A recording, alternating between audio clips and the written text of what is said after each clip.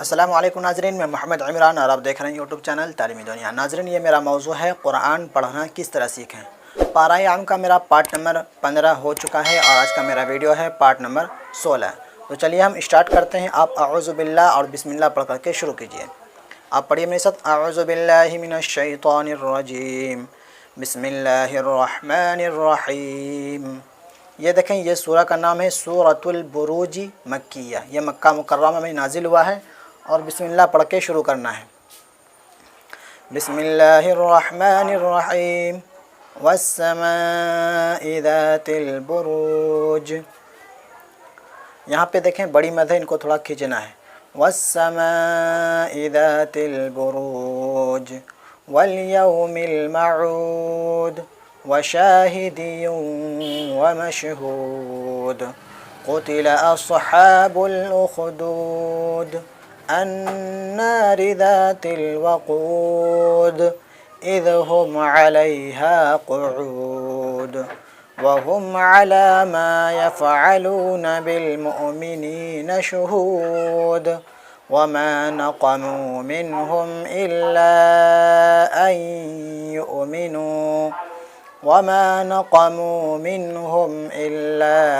أن يؤمنوا ادھر لکھا ہوا ہے، میں الٹاتا ہوں ادھر۔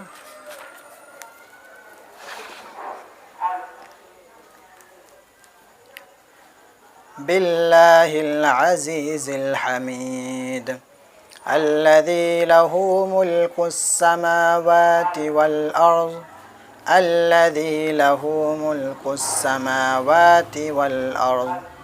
والله على كل شيء شهيد إن الذين فتنوا المؤمنين والمؤمنات ثم لم يتوبوا، یہاں پہ سانس توڑ دینا، اگر سانس نہیں آ رہا ہے تو ثم لم يتوبوا فلهم عذاب جهنم ولهم عذاب الحريق إن الذين آمنوا وعملوا الصالحات لهم جنات تجری، سانس نہیں آ رہا ہے تو آپ کو یہاں پہ تجری پہ رک جانا ہے، پھر یہاں سے سٹارٹ کرنا ہے۔ لهم جنات تجری من تحتها الانہار ذلك الفوز الکبیر، اوپر کرتے ہیں۔ ان بطش ربک لشدید انه هو يبدئ ويعيد وهو الغفور الودود ذو العرش المجید فعال لما يريد هل أتاك حديث الجنود فرعون وثمود بل الذين كفروا في تكذيب والله من ورائهم محيط، سانس نہیں آ رہا تو آپ کو یہاں پہ تکذیب پہ رک جانا ہے، پھر یہاں سے شروع کرنا ہے۔